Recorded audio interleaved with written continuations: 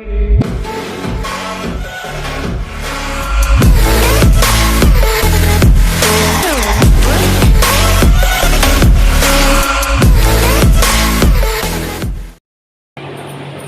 जी, आप लोग कैसे हो? उम्मीद करती हूँ आप लोग अपने अपने घरों में सब ठीक ठाक होंगे। मैं भी ठीक हूँ। आज मैं आप लोगों के लिए एक और कहानी लेकर आई हूँ।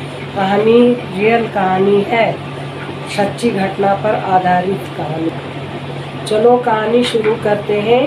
कहानी का नाम है साध्वी माता। एक साध्वी माता थी, वो पहले हर शहर में घूमी। उन्होंने शादी वादी कुछ नहीं कर रखी थी, बेचारी साध्वी थी। इधर उधर हर शहर में घूमी, हर जगह जाती थी। कभी नेपाल, कभी यहाँ हिंदुस्तान में, कभी विदेश में, बहुत जगह घूमी। और बहुत जगह घूमते घूमते घूमते उनकी भी उम्र ढलती गई। लास्ट में जब वो सब जगह घूम करके आ गई तो उन्होंने सोचा कि अब मैं कहाँ जाऊँ। मैं हर मंदिरों में चली गई, वो हर मंदिर घूम के आई। कुछ दिन कहाँ हरिद्वार तक भी घूम के आई है। हरिद्वार में रह के भी आई है। उसके बाद उन्होंने सोचा कि चलो अब मैं कहाँ जाऊँ।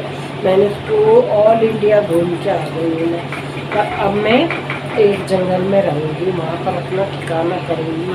तो जंगल में भी वो बहुत दूर चलती गई। ऐसी जगह पहुंची कि जैसे हिमालय पर्वत पर खुरदुरी जगह में, हिमालय पर्वत का पूरे पर्वत पे नहीं गई पर उससे थोड़ा नीचे गई। और ऐसी जगह थी खुरदुरी जगह, वहाँ पेड़ पौधे तो कुछ नहीं थे, जंगल मंगल कुछ नहीं था। तो वहाँ उन्होंने देखा कि एक बहुत बड़ी गुफा है और बाकी उस गुफा के इस तरफ भी पानी, इधर भी पानी, चारों तरफ झरना बहता झरना होता है। और झरना बह रहा है इधर भी और उधर भी, और बीच में इतनी बड़ी गुफा थी।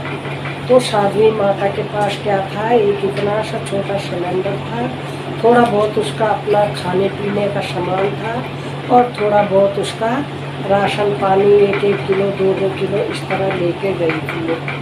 तो वो वहाँ रहने लग गई। उसने कुछ बोला कि यार ये तो बहुत ही अच्छी जगह है।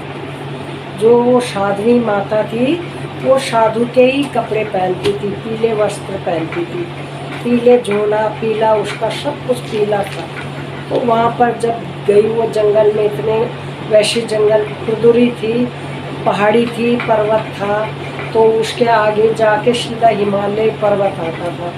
तो वहाँ खुरदुरी जगह बनी हुई थी, जैसे मिट्टी पत्थर ऐसी जगह थी। इस तरफ भी झरना, इस तरफ भी झरना, और बीच में एक बहुत बड़ी गुफा थी। उस गुफा में जब साध्वी माता ने देखा कि ये गुफा सही रहेगी मेरे रहने के लायक, तो साध्वी माता ने बोला, वहाँ वो गुफा देखी तो खूब अंदर को भी थी। और उस गुफा में वो माता सो भी सकती थी, अपना खाना पीना का रहन सहन सब कर सकती थी। और दोनों तरफ से झरने थे, तो उनको पानी की भी वहाँ कोई परेशानी नहीं थी। तो साध्वी माता ने बोला कि इससे बढ़िया जगह मेरे लिए कौन सी होगी, मैं यहीं बस जाती हूँ। तो वो साध्वी माता आज भी उसी जगह पर है, वहीं है। उनको कम से कम 10-12 साल हो गए उस जगह पर रहते रहते। तो उनका वहाँ कोई जाता नहीं है, आता नहीं है, कोई ऐसी जगह नहीं होती। वो अपने वहाँ तपस्या करती है, उस गुफा में तपस्या में लीन रहती है। सवेरे अपना नहा धो के वो झरने के पास से आती है, नहा धो के और तपस्या शुरू कर देती है। दिन भर तो वो कुछ नहीं खाती, तपस्या में लीन रहती है। और रात को जैसे वहाँ अंधेरा हो जाता है, घनघोर अंधेरा हो जाता है, तो तब माता थोड़ा एक छोटा सा दिया होता है वो जला लेती है। तो उसी दिए में इतनी शक्ति होती है कि वो एक लाइट के बराबर होता है वो दिया। तो उस दिए के वजह उस वहाँ पर साध्वी माता खाना भी बनाती है अपने लिए, 2 रोटी बनाती है, थोड़ी सी सब्जी बनाती है, वहीं वो खाती है उसी गुफा में। उसके पास ज़्यादा कुछ नहीं होता है। उस गुफा में एक चटाई होती है, वो जाते जाते जाते कितनी ले जाएगी, वहाँ से इतनी दूर गई है। तो उस गुफा में वहीं वो चटाई बिछाती है और साध्वी माता सो जाती है।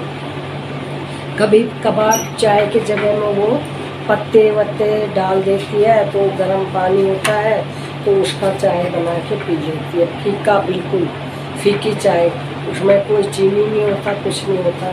तो साध्वी माता बोलती है कि अब मैं अपने कहीं और जगह ठिकाना नहीं बनाऊंगी, इसी जगह में रहूंगी। तो वो साध्वी माता वहीं पर रोज तपस्या करती, भगवान की शक्ति थी उनके साथ। जब वो तपस्या करती है तो भगवान अपनी भक्तों से खुश होते हैं, तो खुश होते हैं तो उनकी वो सब चीज़ की शक्ति देते हैं। तो उनको भूख प्यास नहीं लगती थी, वो गुफा के अंदर ही रहना, वहीं खाना, वहीं सोना, सब कुछ वहीं। वो ऐसे घूमने फिरने नहीं गई थी वहाँ पर, बस वो एकांत में वो अपना मन का वो शांति बना के रखना चाहती थी। और वहाँ कोई आया गया कोई नहीं था, सब गुफा के अंदर साध्वी माता रहने लग गई, वहीं तपस्या करने लग गई, वहीं उनका ठौर ठिकाना हो गया, वहाँ से वो फिर कहीं नहीं गई। आज भी वो साध्वी माता बहुत बूढ़ी हो गई, अब तो उम्र का इतना तकाजा हो गया कि वो चल फिर भी नहीं सकती, पर फिर भी भगवान की भक्ति में वहाँ लीन रहती है और आज भी वहीं पर रहती है, उसी गुफा में रहती है और कहीं गई नहीं है बाहर। और बस इस कहानी को मैं यहीं समाप्त करती हूँ। अगर आप लोगों को अच्छी लगी हो तो मैं ये कहानी बड़ा नहीं करना चाहती हूँ, करना चाहूँगी तो वैसे बहुत बड़ी है, लेकिन मैं आप लोगों के लिए छोटी छोटी बनाना चाहती हूँ ताकि आप लोग देख सकें। और बाकी ये कहानी का आगे मैं और कहानियाँ लाऊंगी आपके लिए। तब तक के लिए नमस्ते जी।